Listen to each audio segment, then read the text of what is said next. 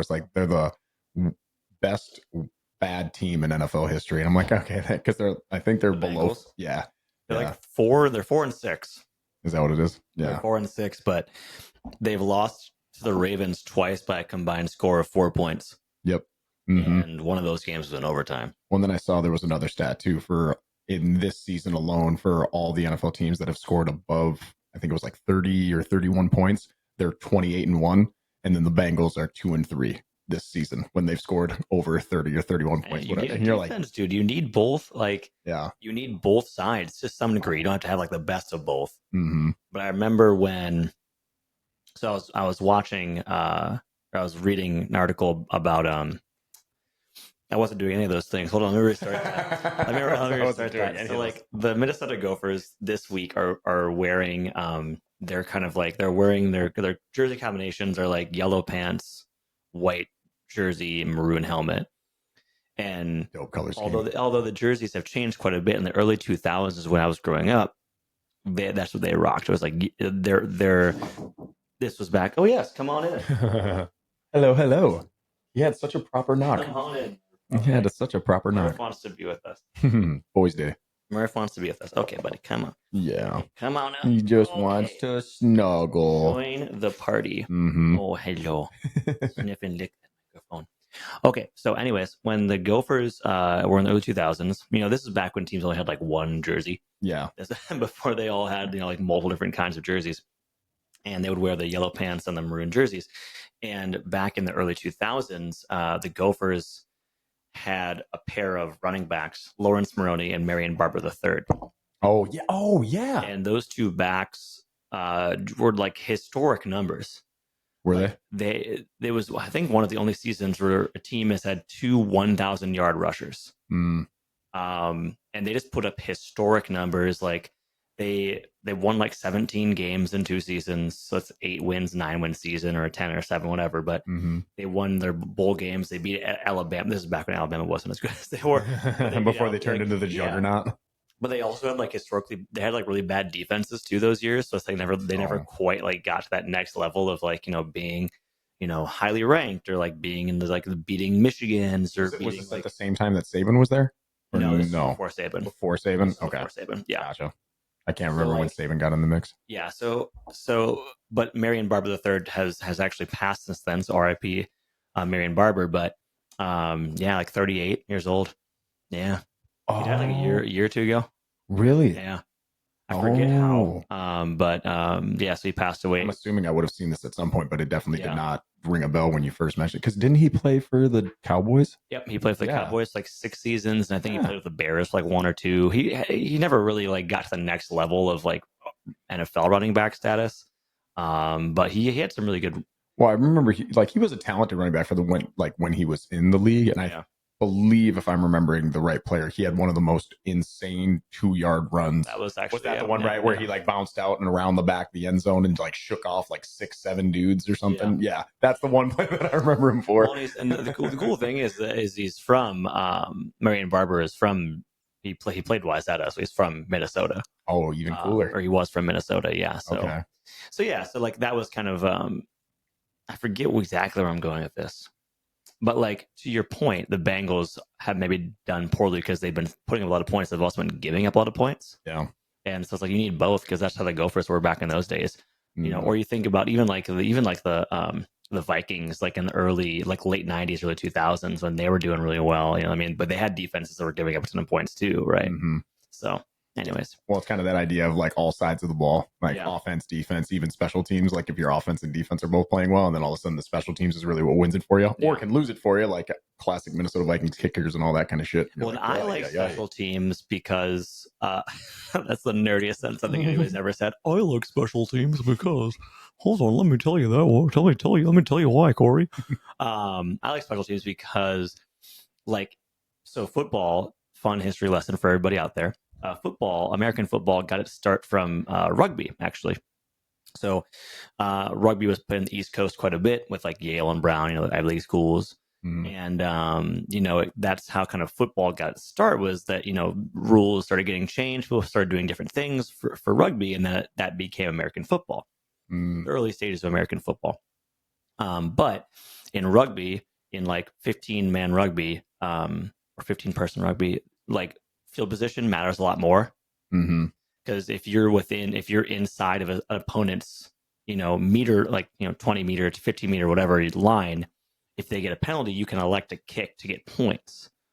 So it's like a free points basically, obviously only if you make the kick. But like it's okay, they committed a penalty, awesome, let's kick instead, right? So field position matters a lot more than it does in football in a lot of ways.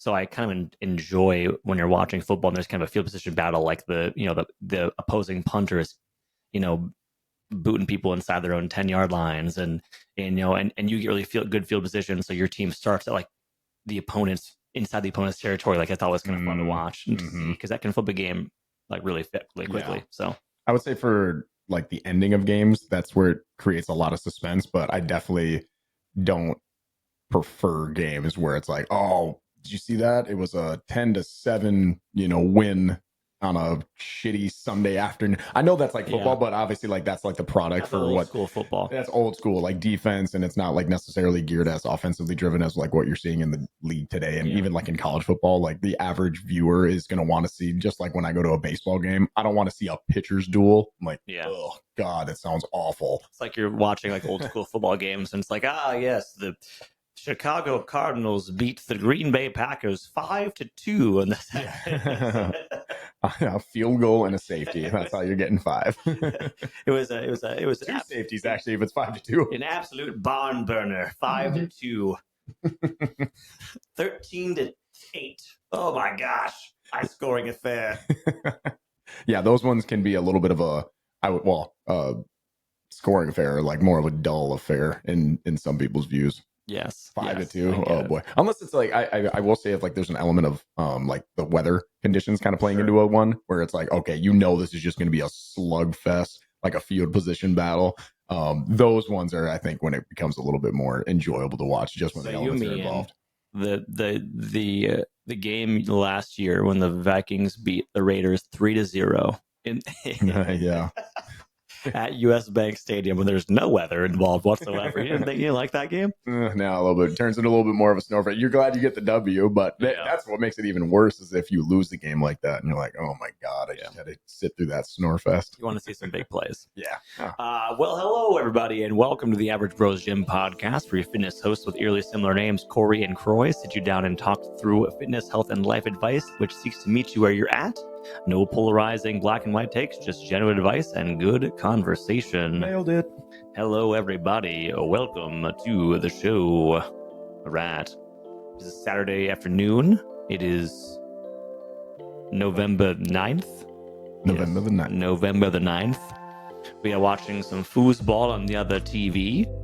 But don't worry, it's not a playoff game, so we're not like super engaged in it. I wouldn't say. No, we'll get there. I think later on in the Minnesota Vikings playoff run, and maybe even like the Timberwolves, because we're balling out right now. How about the Minnesota Wild are balling out right now? I don't know if you can say that because they're pucking out. They're killing it, man. They're 10-2-2, so they've won 10 games. So they've oh wow, that ball should have been intercepted. Who's our number one guy?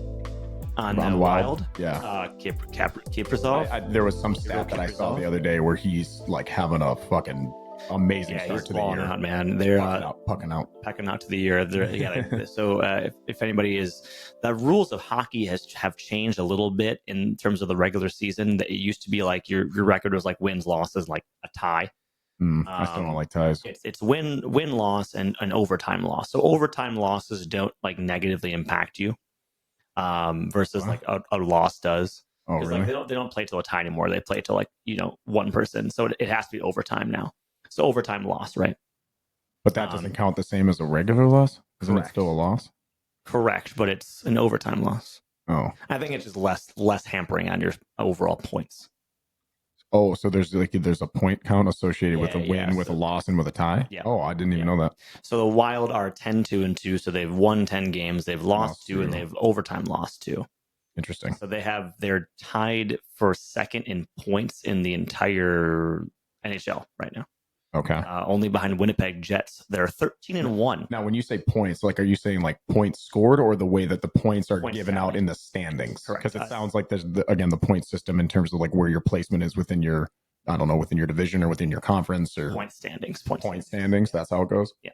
Oh, Yeah. okay. So yeah, they're doing really well, and the Vikings, like you said, 6-2 right now. The Wolves are 6-3, just got 2 back-to-back dubs. I saw some really cool stat where there was a Anthony Edwards right now has the most threes scored in the first, I think, like 9 games to start the season, only behind Steph Curry. And Steph's done it twice. He had like 55 and 53, and then Ant's got like 50 right now. And then there was a reporter that came back behind one of the games, and he just asked Anthony Edwards, he's like, what would you say to someone who thinks that you're shooting too many threes? And then Ant Edwards, just with that little kind of grin and smirk to him, he just goes, fuck him. Like, I love it. Well, that's the thing is like, so we're going to get a little bit nerdy for a second here. Well, first and foremost, also shout out to the Lynx for, getting robbed for a title. Oh, yeah. New York Liberty fans, I'm coming for you. I'm never, no, y'all cheated. Anyways, well, refs cheated, but no, there's a lot of ref controversy going on. A lot of it. So anyways, but like good things for Minnesota sports so far, right? Yeah. So in the NBA, Anthony Edwards, they traded away Karl-Anthony Towns, right? Karl-Anthony Towns was a big man that could space the floor quite a bit because he could knock down threes as well. He was a big outside shooting. So, and if you watch the preseason at all, he had no driving lanes or like early season, like they're taking away a lot of his like driving to the hoop, right? So what does he start doing? Start knocking down threes. Yeah. And now people are asking, I don't think they take many threes. And he's like, no, they're always defending the paint. So why would I not just step back and shoot threes? Yeah. And so like at some point they're gonna, try to defend him with the perimeter more, but then when he does that, he's just gonna drive. And so he's getting to that part of his superstardom where he's like, either way, he's gonna beat you. Yep. You have to pick your poison. You have to figure out what you're gonna lose by. And whether or not you can stem the bleeding from anything else, right? Yep. So it's like, yeah, why wouldn't I be taking threes? Because they're discarding the paint. Yep. Right? Because why would, yeah. So well, I feel like that's what it is, just like within basketball specifically. Like there is no, if you're a great player and you have a very developed and polished like offensive game, there is really no stopping you. It's just a matter of if you're going to have like an off shooting night. Like there was no stopping Shaq or AI or Kobe or Durant or LeBron. Like if you just have that, 5-tool arsenal in you, you can drive, you can shoot, you can pull up, all that kind of stuff. Like, yeah, there is no stopping you. It's just whatever the defense is going to give you. Are they going to fade back and clog the paint? Well, cool. Then I can just start, doing up jumpers. Are they going to come up and press on you? And then you have that type of athletic ability and like spatial and floor awareness. Yeah. Okay. Well, then you're just going to be able to drive. And with Ant's freak athleticism, good luck. It's just going to be what are they going to take away? And like, how do they want to like, how do they want to try to win the game? Are you going to try to win the game by taking away that? Same thing with like in football right now, Justin Jefferson. Like, are you going to bracket him? Are you going to have, are you going to have 2 guys on him at all times? And then you're leaving yourself open to like Jordan Addison going off, or like, if Hawkinson comes back strong, like, is Hawkinson going to be doing well? Aaron Jones, if he can stay healthy, Or are you going to man up and just let JJ get his, and then you're going to let him get 150 on you, but you might win. You know what I mean? Like, who knows? Well, because then it's kind of like similar to that of the Bengals-Ravens game that we were referencing before. Is like Jamar Chase goes off for 260 some odd yards. Night. Yeah. Historic night, like almost breaks the, I think for the receiving record for all-time NFL history is around 300. I think it's been broken 1 or 2 times from like some old Miami Dolphins player. But yeah, do you do that and run the risk of Jamar Chase completely just fucking up your entire like game plan and almost losing, like, right down to the last wire? But I feel like, when it comes to one of those type players, but then you also have the NFL, like the defense, you can kind of shift more towards that. I don't know. I think in the NBA that gets a lot harder. Like you can't always necessarily double team because then you're just always going to have one person completely wide open. Like, I don't know. That just seems like an absolute nightmare for defensive coordinators, coaches.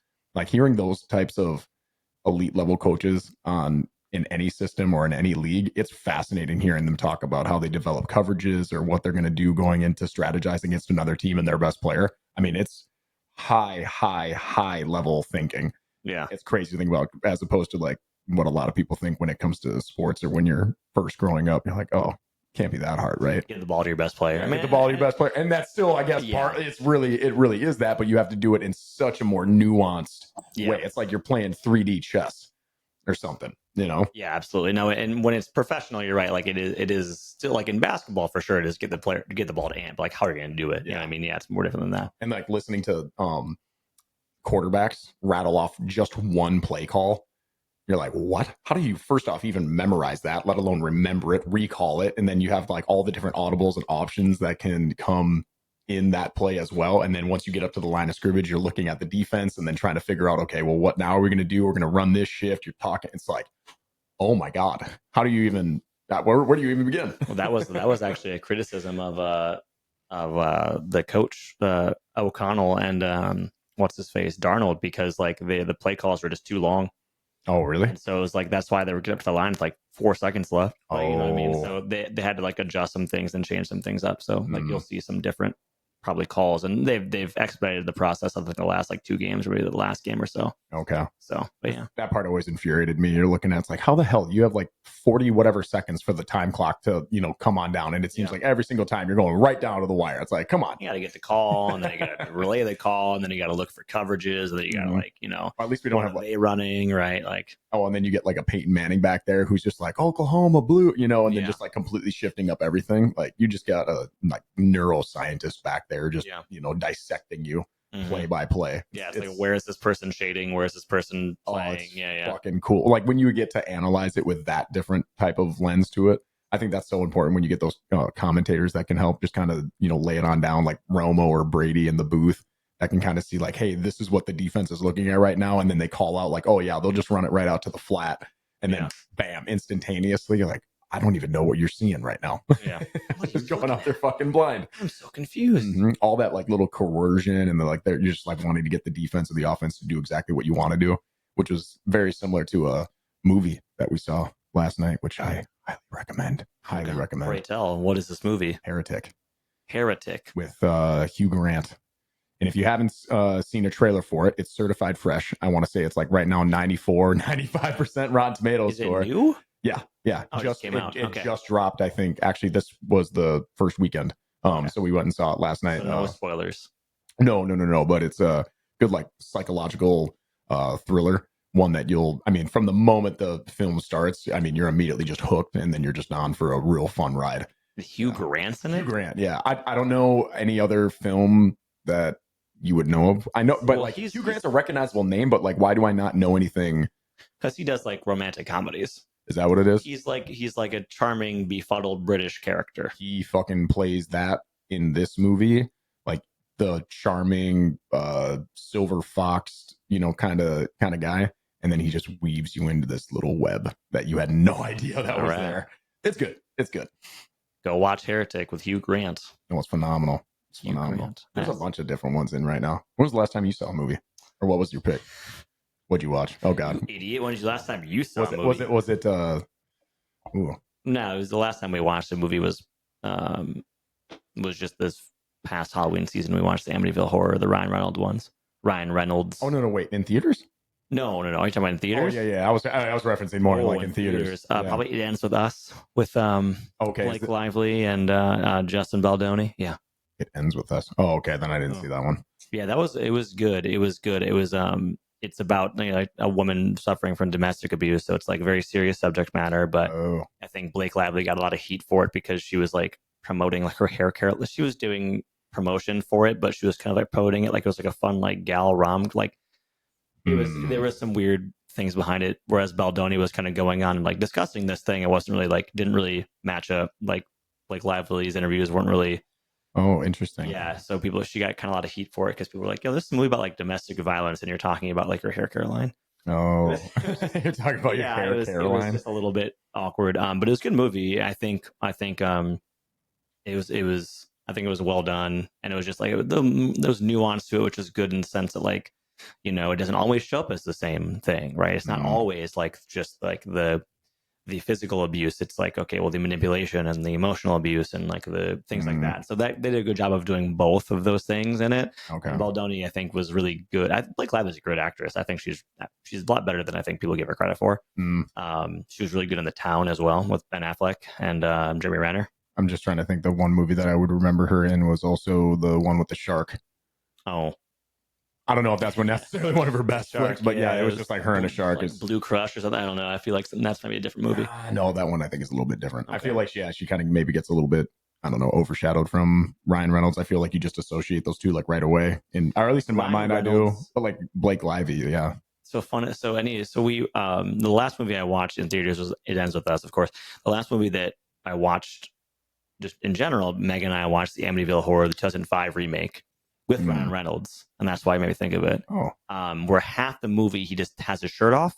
No, so I thought it was interesting. It was like, well, it's fucking funny. It was like, this was 2005, and I think this was around the time of the proposal. Ryan Reynolds was like becoming like a really hot name, and he's like ripped, and he's like, you know, jack dude. Mm-hmm. But it was just so funny because it's supposed to be like kind of like a horror movie or like at least like a suspense, creepy movie. Yep. Basically about, you know, this guy that goes crazy trying to kill his family.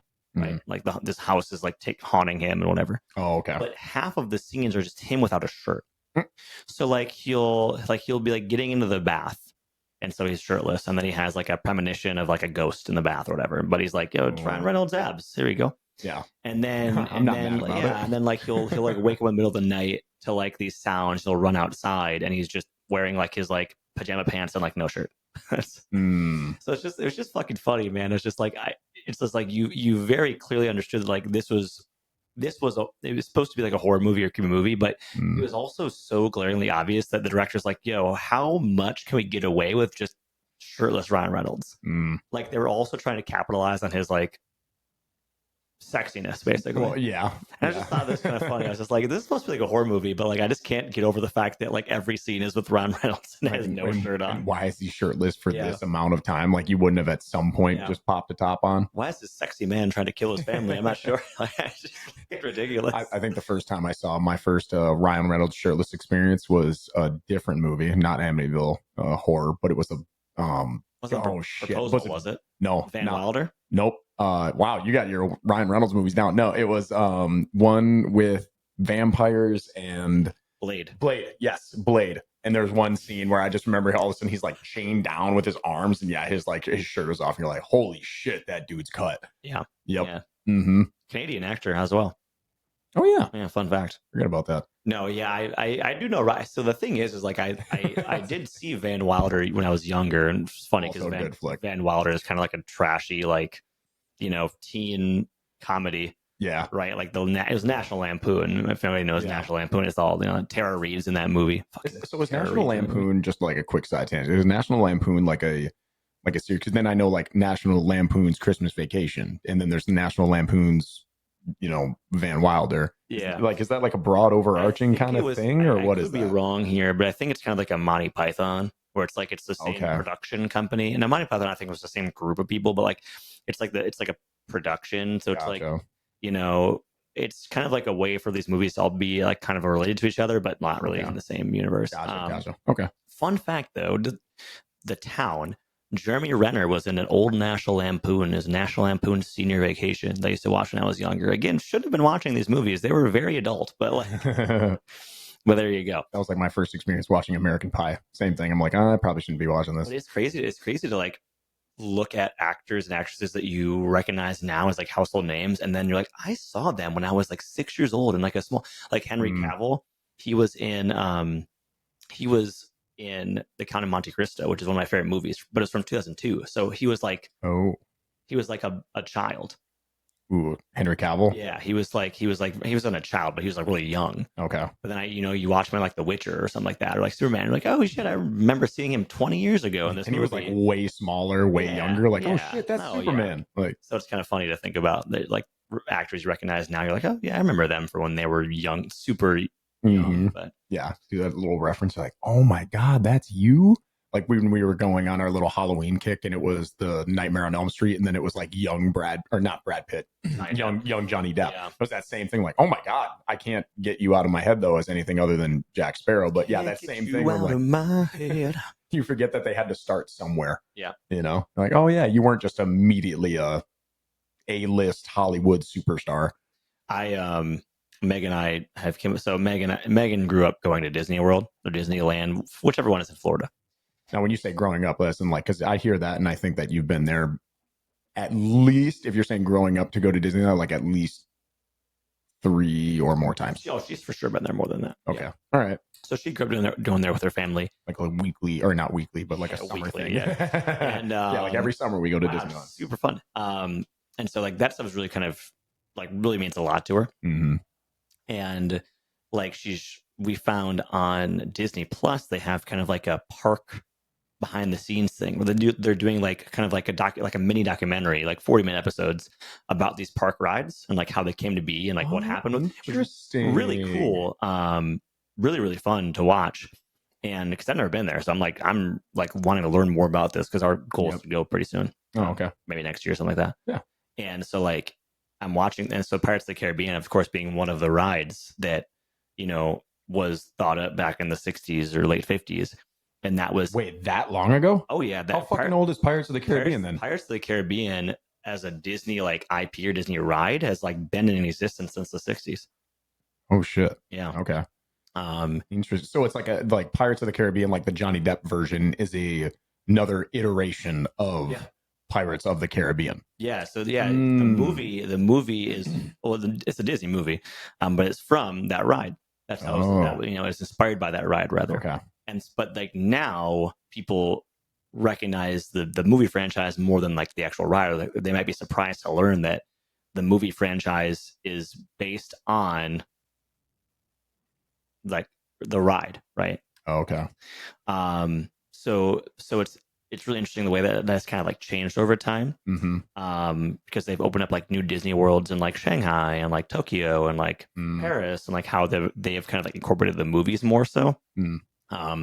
But yeah, no, it's crazy to think that like that Johnny Depp, like that he's so known for that, based off of this ride that was in Disney World for the longest time. But yeah, so like we watched that episode and I was like, damn, I want to go watch that movie again. Episode is its own ride. Like, so it's like, here's episode 1, Pirates of the Caribbean, or this attraction. Like, what were some of the other ones, or have you only gone through one? The Pirates of the Caribbean, they've got like Thunder Mountain or something like that. Megan would know all of these. But, Thunder Mountain. It's like there's like a kind of like a Western train, like roller coaster ride kind of deal. I forget exactly what it's called. She's gonna know. Oh, so it's not like everything would be. Well, yeah, that would make sense. It's not like every single attraction is based upon like a movie or a book. Yeah, and they've got Epcot. They've got oh yeah, because those are different spots. Yeah, different attractions there. And they've got like Haunted Mansion, which we watched in October because of Halloween, obviously. Eddie Murphy. Yeah. So Haunted Mansion again was a ride before it was a movie. It's been a ride since I think around the same time as Pirates. Around that same range. So it's really fascinating to learn about the people that like made these rides and kind of like made the animatronics and like the effects and kind of why they did these things the way they did and like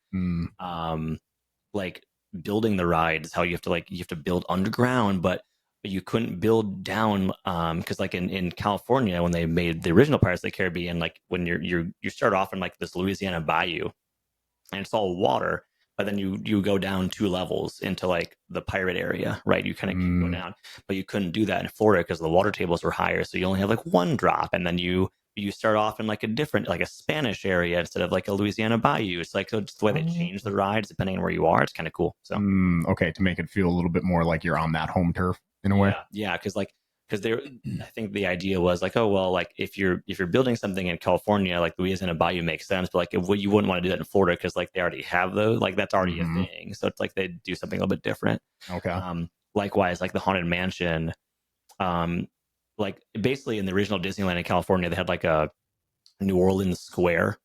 Okay. And so that's where like the Haunted Mansion was kind of like this like southern, like kind of like plantation-esque like haunted mansion. But in Florida, they made it like more of like like they changed out like the exteriors a little bit, just depending on where you are. Okay. Because they're basically like, okay, what do you think like Parisians would like the most, right? Like, what do you think people in Tokyo would want to see versus like the same, you know what I mean? So they kind of changed it a little bit that way. Interesting. And you've never been? No. Oh, no, I've just learned a lot from Meg, and I've learned a lot from watching these documentaries. They're really cool. They're really fascinating, honestly. So, well, and it's just like a perfect little timeline too, where it's just educational and informative enough that you're invested, but it's not like, you know, some like hour and a half long episode where it's like really starting to drag. Like it sounds like they're like that 30 to 40 minute. You're like, oh, that's just like an interesting little, I don't know, snack in a way that you just learn something about like a very famous attraction, that being like Disneyland, that most people like myself, I've been there but didn't know anything about the backstory about any one of those.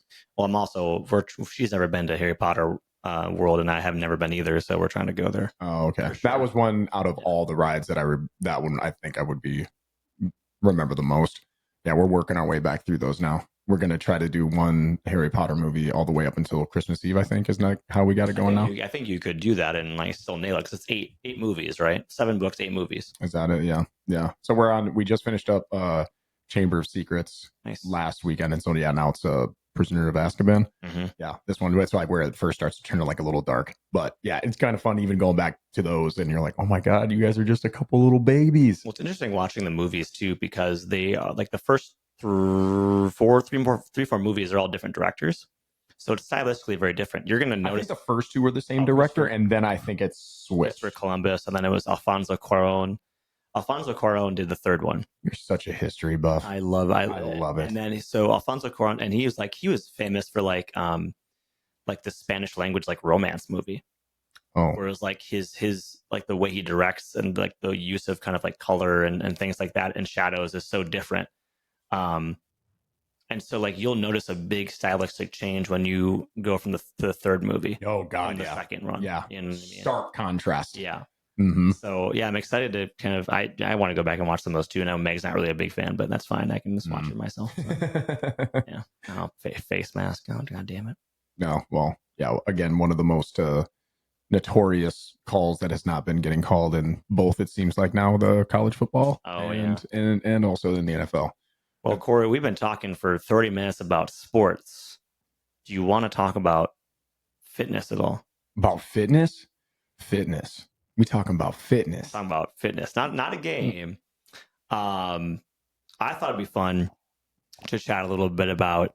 Or did you do any like small group stuff earlier, way back in the day? Like, what was your even like first? Because I feel like my first, when I think about it, group fitness, that would go all the way back to like when I was in like a counselor at the YMCA, like in a very similar fashion, like when you're working with kids and you're, instructing dodgeball or kickball. It's like very similar in that regard. And then I remember I was at a summer camp back in, this would have been when I was in college. And I just developed as one of the kind of courses, I guess, that you could kind of select. It was out in, not New Hampshire, Rhode Island. No, can't remember exactly where it was. Oh my gosh, it's like Cape Cod. Cape Cod. Thank you. Yes. Yeah. Thank you. Oh, it took me a while to get there. My brain's not working. I'm almost 31, so it's like I feel like I'm slowing down a little bit of a gear.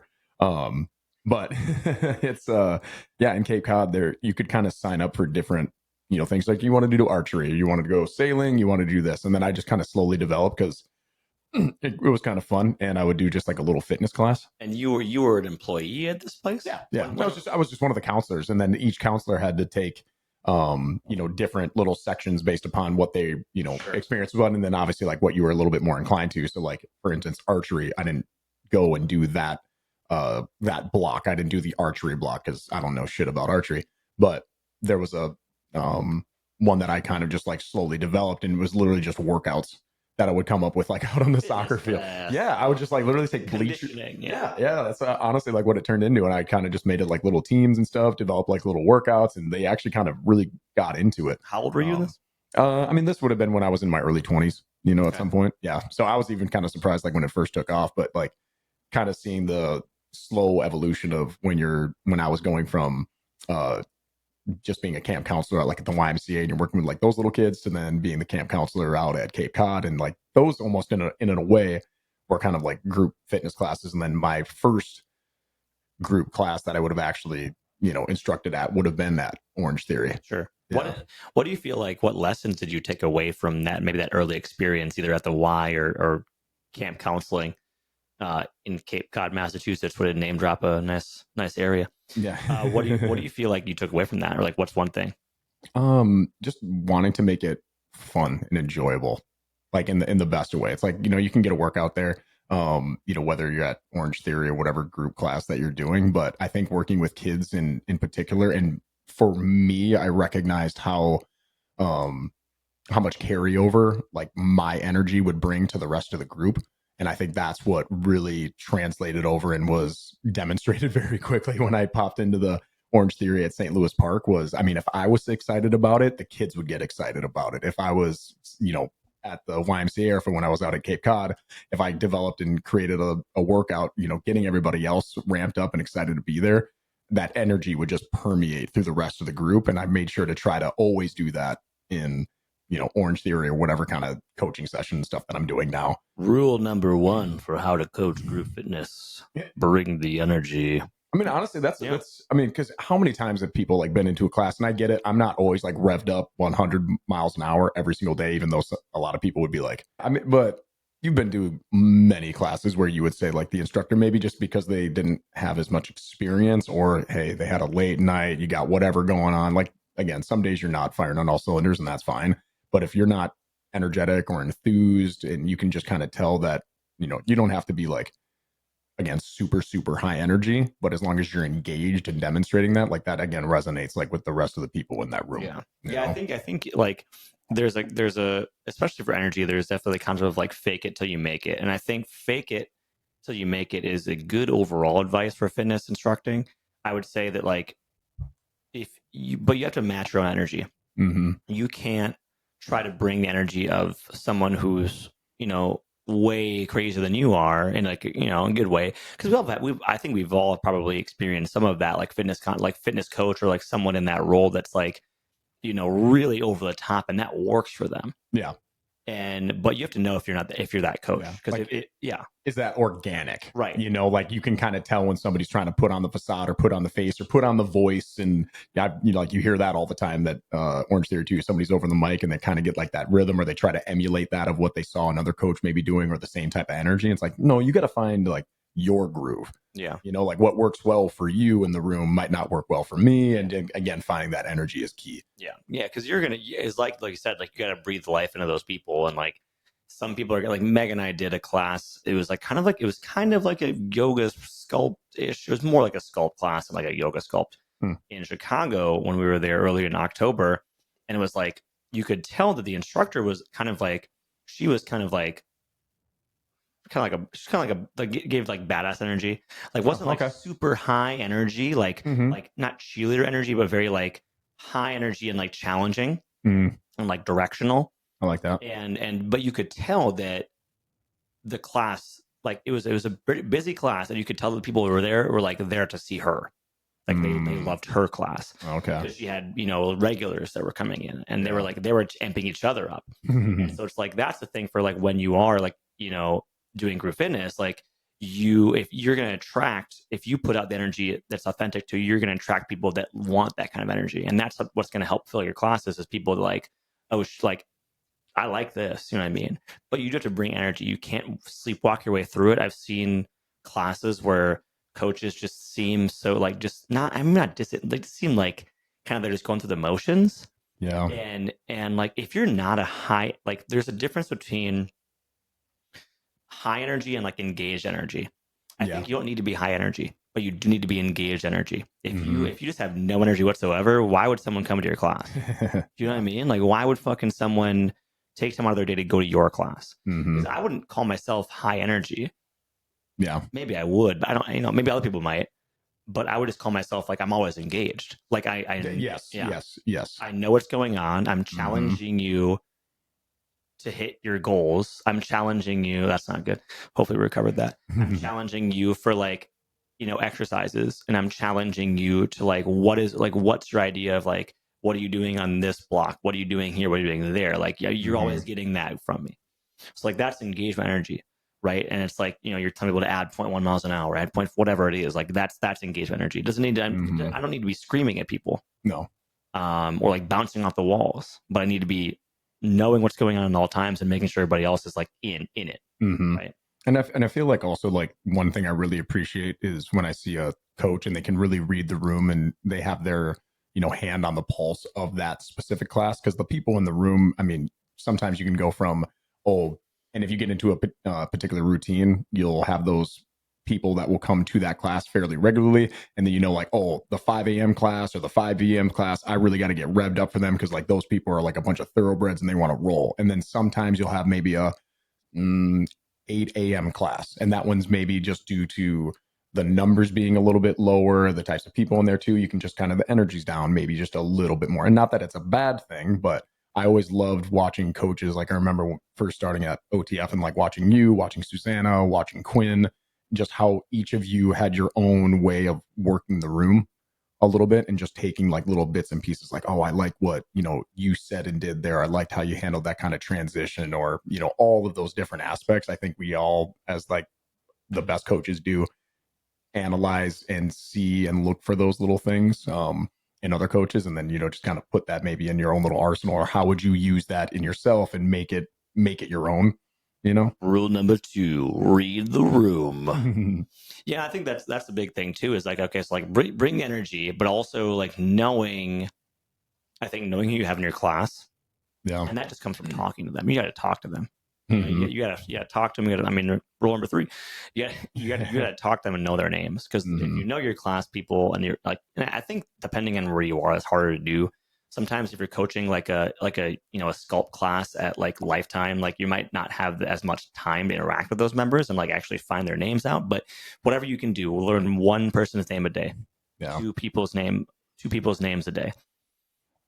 Because then that'll lead you to understanding more about them, and then you'll know what they want. Mm-hmm. And just be goofy with it. Like I always make the joke in class, like let's say class is starting, and I'll say, all right, buddy, what do you want to listen to today? You want to do Cher or Limp Bizkit?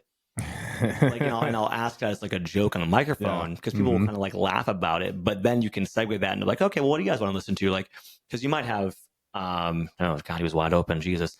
You might have like, let's say you're coaching a class that 40-year-olds, and they all like Motley Crue and oh God, yeah, just get hardcore into that classic rock, baby. Yep. Yeah, maybe they're all like Motley Crue and they're all like Def Leppard or whatever. And so it's like you're playing like electro house music, which is what I do. But like, you might have people that really want like a certain song. You might have like people that are like a big. I've noticed that I get more engagement out of classes if I mix in like songs people know. I like Chapel. I throw in like the Chapel Roan, like Hot to Go. Well, I was gonna say, or what is it, like know some that pony one, or like I'll throw in like sometimes you'll throw in kind of like those 2000s throwback songs, or like the Rihanna. You'll throw in songs people know, and they'll start like kind of singing along with it. Yep. And so it's like you have to be able to like read that room and know like, okay, well, they're like, if I want them to be engaged, I have to want to engage with them by knowing their names and talking to them, but then also too like playing what they want to hear, or like doing a little more of that kind of thing. Mm-hmm. Well, you can definitely make it easier on yourself like that. Like I remember when I was coaching out at Affect Us, the 8 a.m. crew would just always love more of like a classic rock kind of vibe. I'm like, all right, cool. I'll jam to that, and then kind of switch it up. But I think too, depending upon like what the workout is too, you can always kind of switch that around. So if like you're doing a lot more like zone 2, longer steady state, like for like Orange Theory, more of like your maybe longer bases or maybe somewhat longer push efforts. It's not like a very, very high intensity day. You just kind of want to cruise a little bit more. It's like, all right, but then if you're playing something that's like super upbeat, 180 beats per minute, like sometimes that can work, and other times like, no, settle into a zone. Or if it was like a big heavy strength day at Affect Us, like, okay, now listen to something maybe a little bit heavier, not the light poppy, fun stuff. I think no one's gonna hit a squat PR to like Kesha. Sorry, Kesha fans. I like Kesha. Yeah. But like, I'm not gonna hit a squat PR at that. I'm gonna need some fucking like Metallica. Need some fucking thrash metal on that one. There you go. Right. Yeah. And it can actually like completely change what where your mental state is at that time. I know sometimes I'd be like in a class at like Orange Theory, and like you're getting geared up for an all out, and it's like when that song hits or that beat drops, and it's perfect. I mean, it just fires you up. And then there's other times you're like, oh, that song completely missed the mark. Like, it just pains me. Yeah, you just hit some lull, and you're like, oh God, that is not the part of the song that we want. Or like and sometimes it's unintentional. Like maybe you're listening to a Big Booty Mixie or something like that, because those are always so classic in a group fitness kind of class. Yeah. And then it just hits that little lull. And if you've listened to it enough, you know when they are, and you can kind of skip over those and gear it up for like when you really want it to hit. But sometimes, yeah, you just, kind of catch a foul ball there, and then you're like, damn it. Oh, shank that one. So, know your class, know who you're dealing with as best as you can. No. Or just be upfront with like what you do. like you could even have a new class and say like, oh yeah, typically I play more of this stuff, but like chat with me after class if you guys like a little bit more of this, like I'll do it next time. Like that means that when you do that, you give the members agency to be like, oh, I'm gonna see if they want to, like, I'm gonna see if like I can have them play a little bit of this. Like people like that. And then also what you do with that is then you get people that want to come to your next class because they're like, oh well, last week I recommended this. Let me see if they play it. Right? Like you humanize yourself. You also give people agency in terms of what they want to listen to or what they want to do. And then it's like, okay, cool. Like that person wants to come back to my class now. So it's like, know your class. And then like, yeah, know also what you're coaching. Because if you're coaching if you're doing a class that has like 30-second intervals and it's all like up tempo, upbeat, and you want to keep the energy high, then don't play like 90 beats per minute like hip hop. Love hip hop. I love it, but like find either like quick songs or much faster paced songs, right? Or find like remixes. If you're making your own playlist, like don't just do 30-second interval classes or like, you know, high power class of all outs and just be listening to like, you know, some old like that's going slow. Well, like I love a little Biggie and Tupac, but I'm like I don't know if I want to listen. Like, well, I don't know. I was about to say California Love, but I mean that one a little bit higher upbeat. A little bit, yeah. I was listening, but we get the right idea. Yeah, I was listening to yesterday during my workout. I was listening to like early 2000s like Southern hip hop, and like some of those songs like are a little bit like up, like more like upbeat, and some of them are like real slow. And I'm like, I would never listen to this in like a treadmill class, right? Where it's like you're going to be running at a certain pace. Yep. I try to like if I have at Orange Theory we have like strength days, which are kind of more like incline based days. And when we do that, the speeds are typically slower. So that's typically when I'll throw in a little more like hip hop. Oh yeah. Yeah. It's like a slower, like you don't need to be. Jesus Christ, what is going on, man? Oh, and there might have been a fumble on that play too. We'll see. Well, he literally couldn't even hand the ball off without someone being in his face. Yeah, we got annihilated. That's not good. Either GG. way. Well, and then the clock's still ticking down. Fuck. Why is the clock still ticking down? Yikes, not good. Call it. Yeah, there you go. If they recover this one, I'm just gonna turn it off. Yeah, that one's probably done. Yeah, they're already getting amped up. Shit. Uh-oh. Minnesota Gophers might be going down to Rutgers. Oh. Not good. But yeah, if it was like a strength day and you're doing something more like, what was it, like the Everest workout or something? Oh, yeah. Climbing up some of those big ass hills. Look how fast they got in the backfield. Like he couldn't even like, what happened here? Was it a blitz or like a D line kind of getting through? So they've got center, guard. Oh my God. Yeah. He just went right around him. I don't know what the fuck he was trying to do there. I'd be terrified. You got that big old boy coming right at you. Just completely missed that block. There's no way. Yeah, completely whiffed it. 2nd and 19, backed inside their own 5-yard line. Brosman goes back to pass, throws deep. And like he not called pass interference on that. He wasn't even looking at him the entire time. Not great. They haven't called a single pass interference. Whatever. All right, gonna turn it off because I'm just getting distracted. All right. But yeah, so know your class. Know what you're coaching. You know, that's going to like determine the mood of the room. Like big thing with group fitness classes is like we're going to get into probably like, you know, obviously being in depth and making sure you're correcting form and those things and making those connections. But it's like you have to also like you have to create a mood where people want to exercise. Like you said, they want to be able to have fun. Yeah. So. Well, so much of that is just like, yeah, the environment that you're, you know, kind of creating in there. And I mean, as like the coach, you're the one that's leading that and spearheading that. You know, everything based upon, what your energy is presenting, your body language, your engagement. I mean, members feed and radiate off of that. Like the members aren't necessarily going to be the one that's, you know, cultivating that energy within the room. That still all comes down to you and how you're running that class. I remember one of the things I think I appreciated most about your coaching is like, even if you would have like a little mess up or something like that, being able to poke fun at yourself too, while like you just had such a great ability to be able to like make members, I don't know, just put them at ease and like laugh and giggle and just have genuine fun while you're in there. I remember that when I like first got to Orange Theory and like watching you coach specifically. Yeah, thanks, dude. Yeah. I'd like to just be silly because like at the same time, again, like I think people also, I mean, the probably reason why this podcast was started because like, I think people like treat fitness so seriously. It's like you should be able to have some fun doing this. Like it shouldn't be like a life or death scenario. Like, well, if it is, then you're gonna burn out real fucking quick.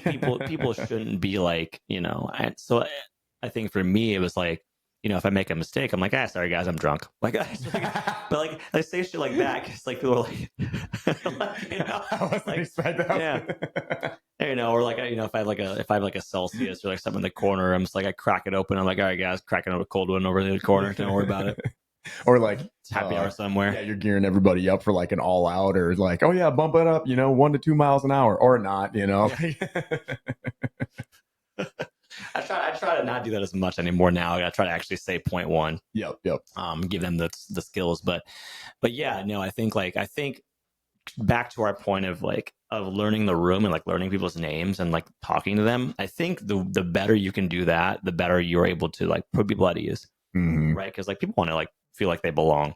Yeah, that's always been my thing about Orange Theory and group fitness in general. Is like if you cultivate a community where people feel like they belong and have a voice and like want to be there, then they're going to keep coming in. Like when you go back to when you first started, what was the most challenging aspect of when you first got, like you're on the mic or you're running the group class?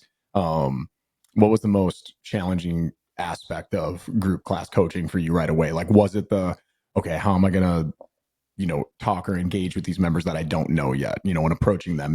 Was that like the most challenging aspect to it? Was it trying to figure out like the timing and running the room? Because I feel like a lot of people struggle with like maybe one or the other or both. Yeah, like when I first got my coaching start from, I coached group fitness at the University of Minnesota back when I was in college, and I did like treadmill interval training, basically Orange Theory without dumbbells. No, it was basically just a treadmill block, right? And then I did some like kettlebell work and with small group training, and then I coached like Cincinatti, which is Shaun T, it's like the beach body thing. Oh, yeah. I remember doing that. Did that, that's its own thing, right? Like all that programming is laid out. Basically, you're timing it, to the, you're doing it with the movement. Like there are certain like it's all choreographed. Yep. So I had to like choreograph to a certain degree. Okay. Yeah, not like an actual dance, but it's like 30 seconds of something, right? So I had to memorize all those things. I would say like going to my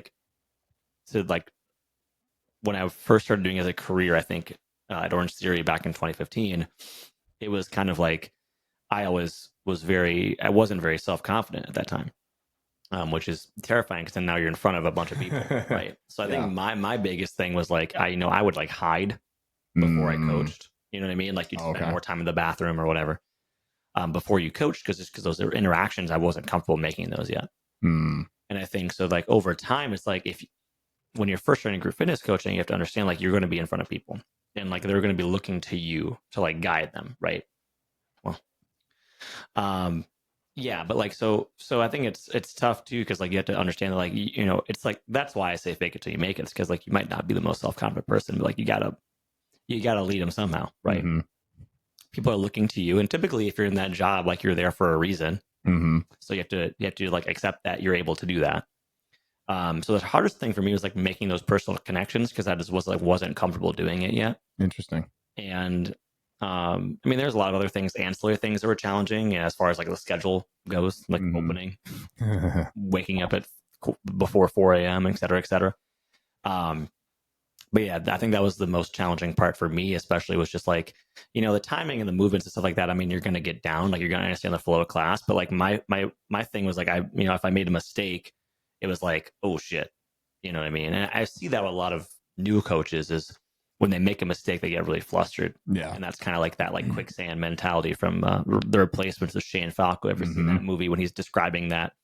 You make a mistake and then you make another one and then you're thinking about that one, so you make another one. It's a good scene. Yeah, it's great. Very good scene. It's and so like for me, it's like that was kind of my worry, and that was kind of what I see with new coaches too. And you can tell like that they're uncomfortable, or like they're so focused, like they just don't seem relaxed, they don't seem at ease because they are so focused on, okay, I have 30 seconds. And that's again if you're doing like something more like timed or whatnot. And I get that your main goal is to be able to get through the template, get through the workout, make sure people know where they're going, and then after that you can kind of slowly start to develop, maybe as you get more comfortable, those personal relationships, and you're better at just walking around the room shooting the shit in between those intervals and whatnot, and obviously form correcting all of those things, because again that's like the main priority. But yeah, if you're somebody new and you're a more seasoned head coach, it's just fun kind of popping into a class. Like I went to a spot called like BFT, which Michaela works out at over in Eden Prairie, and it's a new spot. But just this last weekend, we were looking for something else to do in the morning for a workout, so we popped over there, and it's an interesting dynamic because it's a studio about the size of that St. Louis park. It's got a bunch of different stuff. They got a rack, rig, plate. I mean, everything that you basically want in it, and it's more of like a circuit where you had multiple stations that you would go through.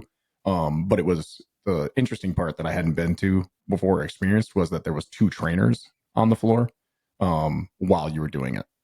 And they weren't like on mic. They, just had like their music and everything going, but it was just a different type of experience to see how like those 2 were going. And then it's just fun to like watch those guys. How do they coach? Are they, and just analyzing it through that kind of comb, because they didn't know that I was a coach, and have been doing it for quite some time up until like later on. They didn't even like when I first, well, I don't know. I don't know if I don't want to like talk shit or anything, but like, well, just because like at Orange Theory, like my first like experience there, I mean, it's like a very well run operation. Like how we do it. It is a very well run, like, everything from when you get like the first initial lead to your contact points. Are they getting calls? Are they getting emails? Are they getting text messages? What is the operation points of performance that you're doing when they first enter the studio? Like everything is dialed down to a T. You're going to meet the coach. We're going to come on in.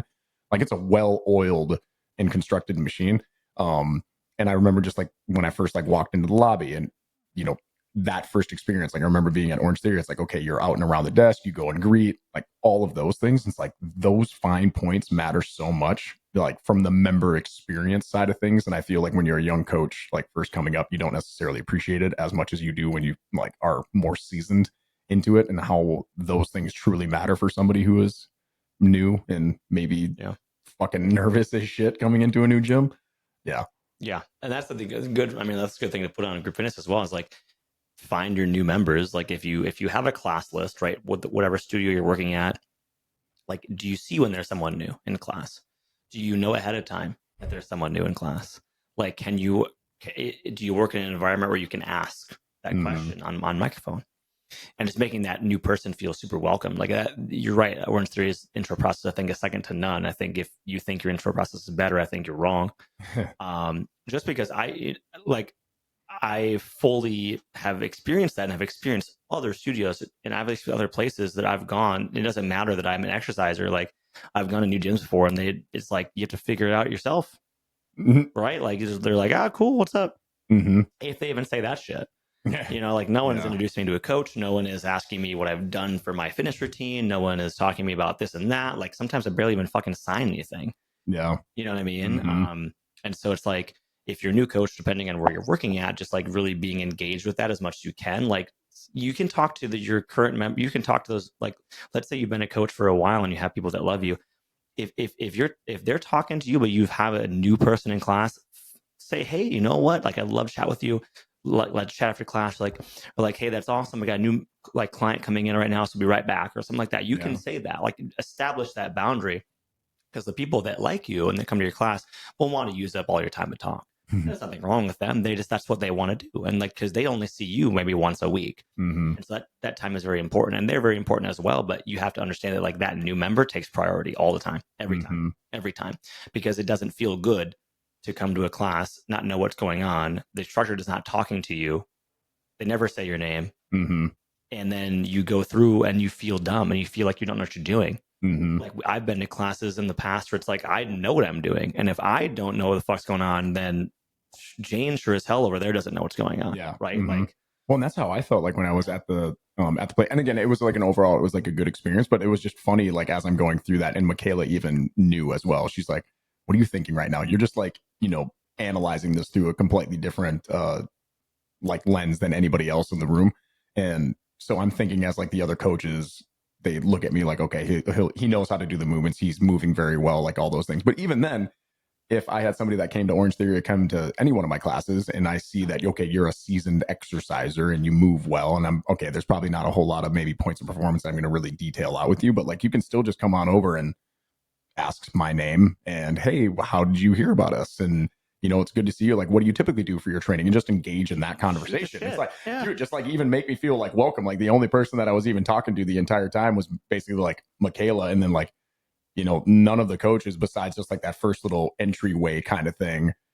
There wasn't anything over the course of the class. They kind of just like stuck to their, normal members, but like that's one thing that even just as a seasoned exerciser and coach myself would have been something that I would have appreciated, as well. Be like, okay, that shows me you guys are, operating on just a little bit of a higher level there as well. That would have been like one critique, I guess I would have, a couple with others, but like even if you look at within the same brands, like technically CrossFit is like a methodology, but it's also like a brand, right? Yeah. So if you were to go to a new CrossFit gym, you might do something.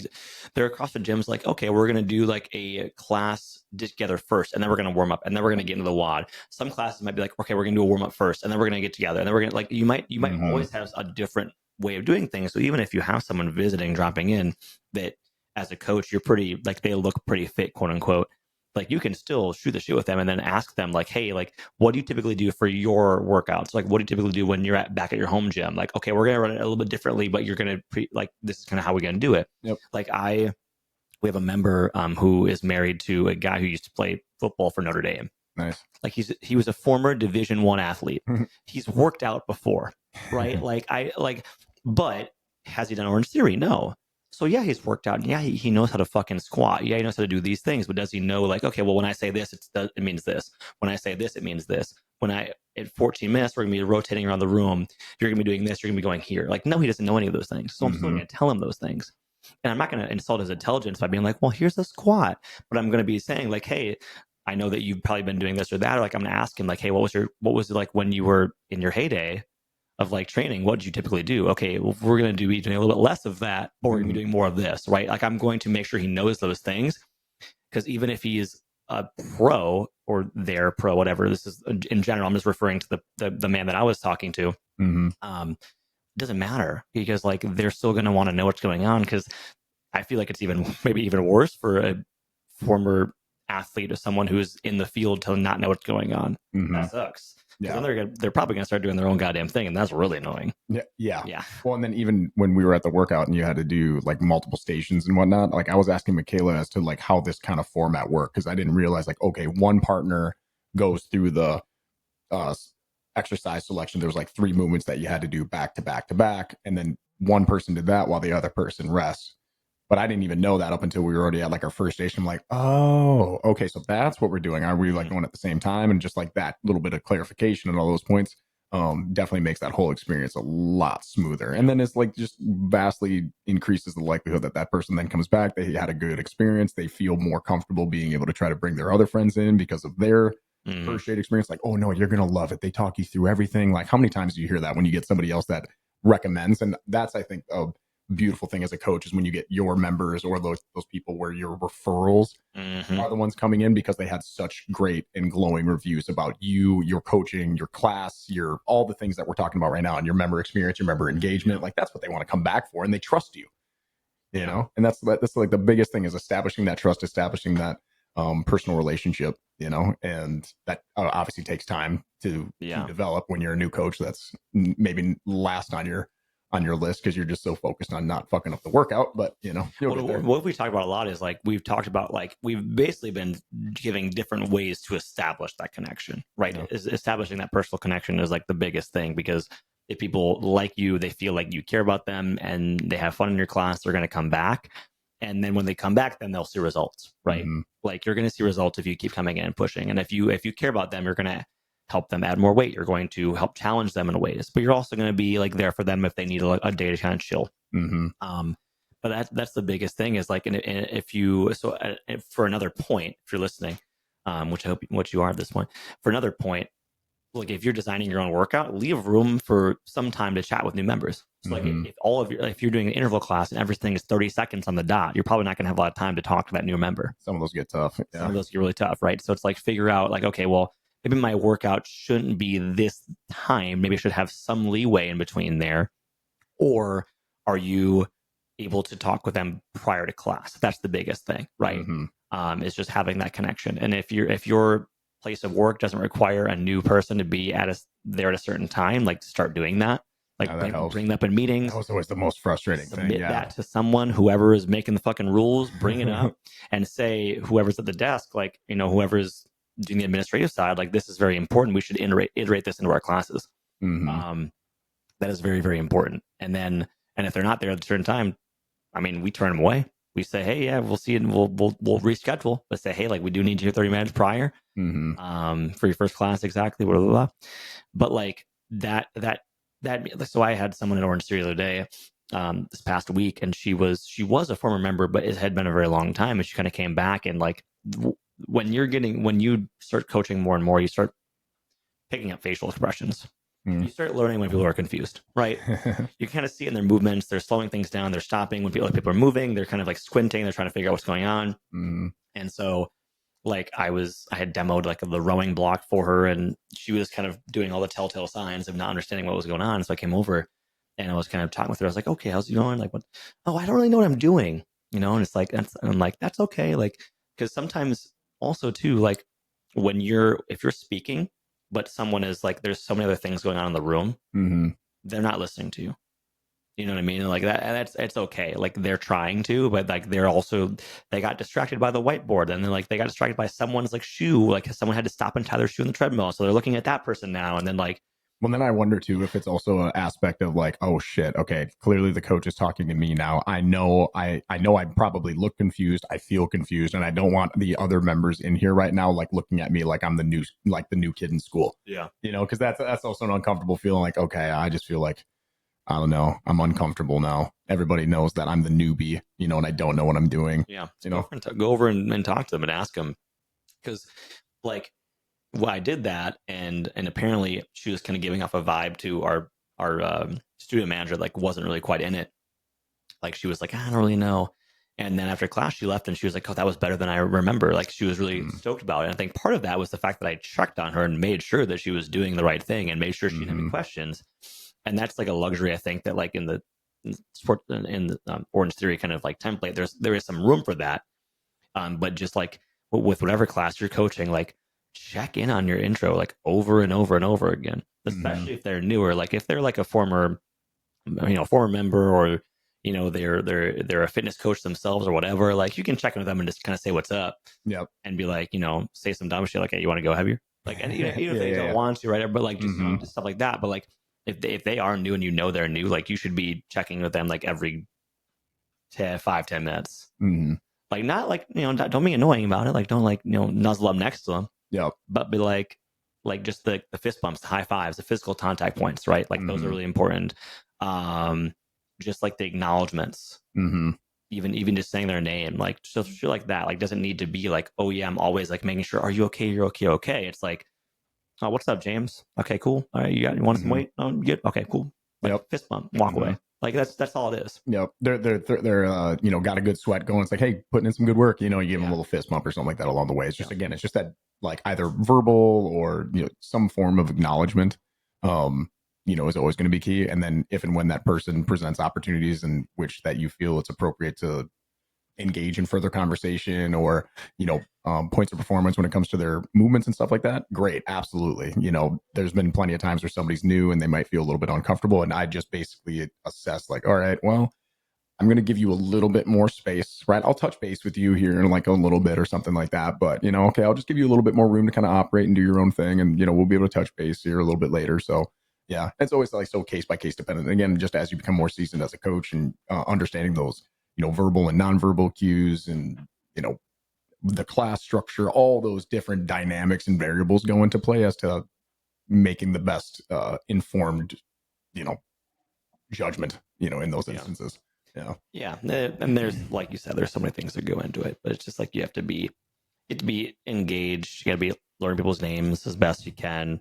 Obviously, like rehearsing the template beforehand. Like don't just write it and walk in. Well, because that it just takes so much more off your plate. Like prior planning prevents piss poor performance. So it's like if you can get that down and you feel more comfortable, and that's again why seasoned coaches always operate a little bit, not a little bit, but a lot higher level, is because they don't have to worry about that. Like you and I can walk into the room, just a brief overview of the template.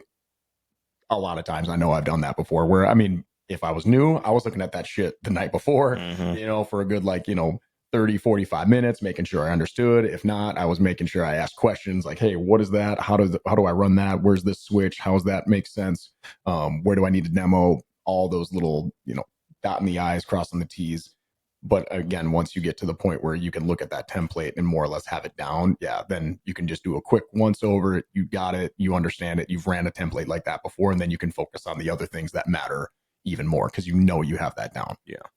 And then, yeah, you can get on into the relationship building and the rapport and the actual coaching side of things on the floor, as opposed to just worried about like, oh shit, what do I got to demo next? What are the cues I'm going to have to use? Or when I'm demoing, what do I need to say or do? Or, options for that. Oh shit, I can't remember that now. It's like that has to become just like secondhand, Yeah. Eventually. Yeah, and like and the thing is like it's all centers around, like you said, like kind of learning members, because when you do that, then you can challenge them adequately. Like, oh yeah, like you can come up to them and like give them heavier weight, or say, hey, do you want me to make this harder on you? Like, and kind of do it like a smile. You know what I mean? Like, do you want me to make this more challenging on you? Or like, I always liked when I was coaching CrossFit, when we do like Olympic weightlifting movements, and mostly that because I had that background of doing Olympic weightlifting. So I was like, cool, like this is my jam. Mm-hmm. And so I was glad, because I would, even regardless of what the template said, I was like, all right, okay, we've got this complex, right? It's a clean deadlift, clean pull, power clean, whatever, right? Yeah. Like this is the 1-1-1, right? We're doing this complex. And so I would say, okay, we've got 15, 20 minutes. Let's work up to a heavy single, right? So that way I had 15, 20 minutes to go around and like watch form and check with people. And like, if you give them a challenging task like that, they're not going to get bored, versus like, if you're like, here's 3 exercises, do this for 20 minutes, that would be a little bit boring. You know what I mean? Yeah. So it really depends on kind of what you're doing for your template, but just like give yourself that room to make those connections, and just like go in and like you said, like do those floor corrections, do like the challenging them in certain areas by adding weight or adding different movement patterns, like adding tempo, things like that.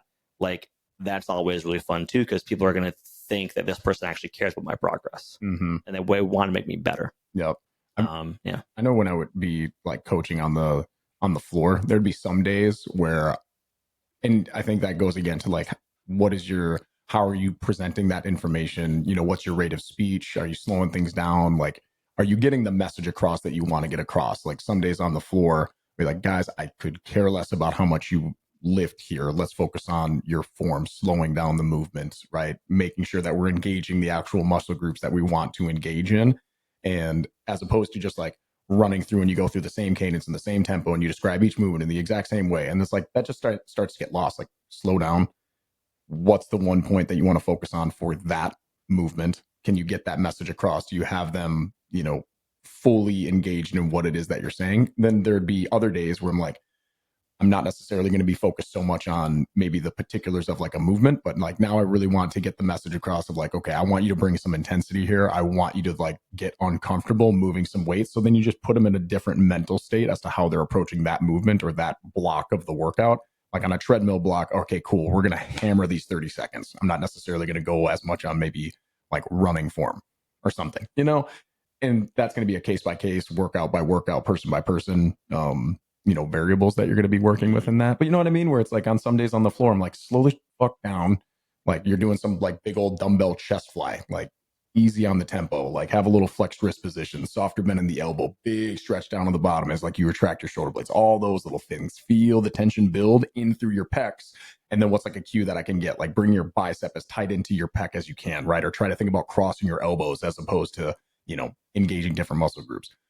You can get some people that will then focus on those aspects of the movement and really get the most out of it. Or it's like if you're going for something maybe that's a little bit less technical, and let's say it would be, I don't know, just something like a goblet squat. Okay, like once we get into a position, cool, you have an upright torso, like let's go a little bit heavier, or something, and focus on that. Like, okay, you got the form down, but like really fucking push it here, Nancy. Like you never go above 20 pounds. Like you have it in you, just fucking get there. Come on. I'm not going to tell you that like your form looks great. We got that. Push the weight today. Yeah.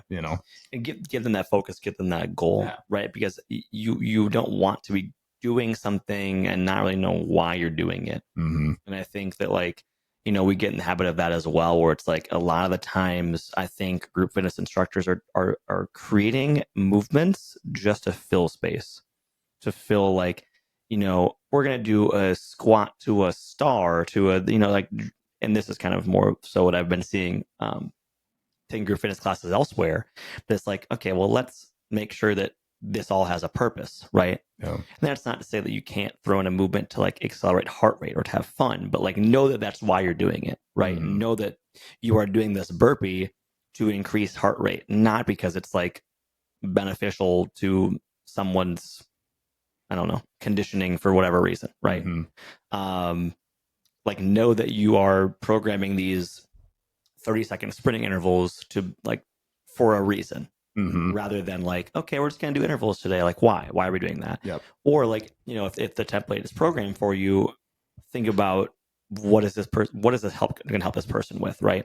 We always talk about how like, we're doing inclines because like if you're doing any sort of outdoor running or walking, you're not doing a flat road. There's no flat road. You're going to need to learn how to increase your effort to get the same speed, or to mitigate your intensity to maintain a consistent cadence up hills and downhills, right? Mhm. So it's like that's why these hills are important. It also helps build leg strength, et cetera, et cetera. It works on like running form with like the elevated knees and like the elbows. And so it's like know kind of why you're doing these things and speak to those, because people will be like, oh yeah, shit, okay, that's right, I do want to work on this. Or like, I don't know, make it funny. Like, I don't know, like make it like, I always talk about anytime we do arms in the summertime, I'm like, yo, it's fucking tank top season. Like, we got to get jacked. You know what I mean? But like, make it so that they have this focus and this goal, or like you said, like slowing down the tempo today. We're gonna bring the weights down. We're going sub maximal weight today because our focus is on actually trying to feel these muscles squeeze and work, Mhm. right? Because what happens, a lot of the time when people are trying to max out, like they lose kind of that activation they're looking for. They lose the feeling of what they're going for, right? Mhm. So it's like giving people that goal.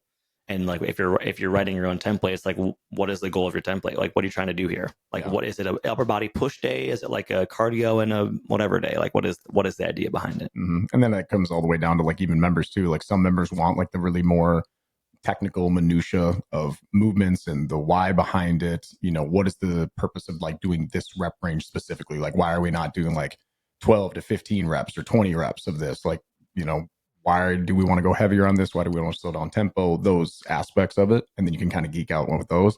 Other people, they might not care as much initially. And it's a lot more of like, again, in getting them to just enjoy the experience so that the likelihood that they do come back, and we can eventually get to topics and conversations regarding like the why behind wanting to do movements in a particular way or like maintain certain form of positioning.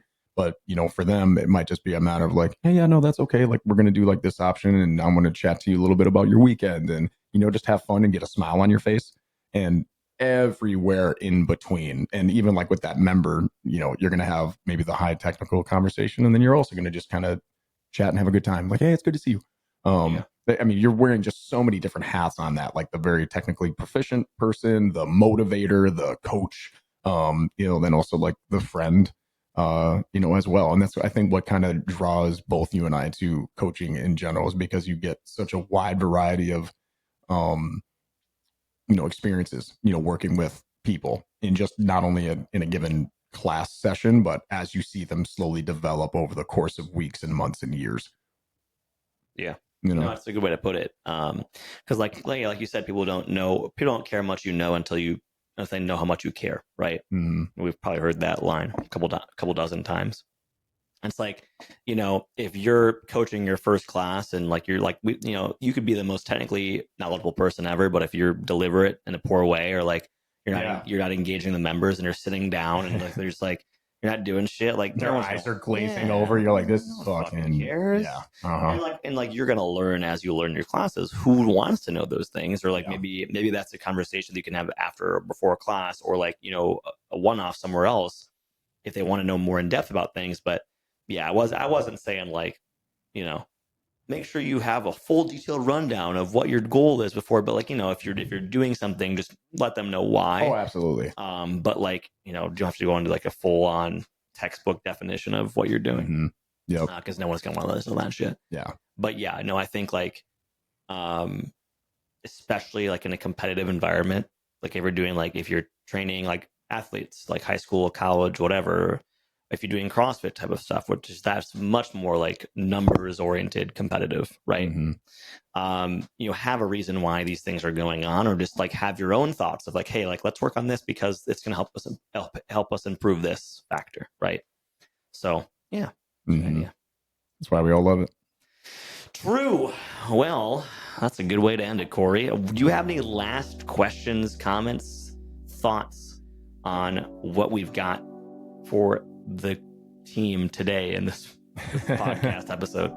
I'll pop into if you haven't already done a group fitness class. I mean, at this point, it's always kind of fun. You get to meet up with friends, family, maybe even if you can get roped into that, and then experience like multiple different group classes. Go to an Orange Theory, go to a Barry's, go to BFT, see what might kind of tickle your fancy in F45, whatever it might be. Go to your local Y, go to your local whatever, Lifetime, LA Fitness, whatever you're doing. Yeah. I mean, and you can always like look for those things. Like, what was your actual experience? Did they have like an introductory process for you? Did they call you? Did they text you, beforehand? What was the breakdown? And yeah, I mean, the first thing is just getting through the door. And you can do a little research on the front end too to figure out if it's going to be a little bit more of something that tickles your fancy. But I would say, yeah, if you want a top notch like intro experience, that Orange Theory, that's going to be a solid one. Plug in you, baby. Right. You're not Orange Julius, so don't come in here asking for that. It's happened a couple times. But yeah. You?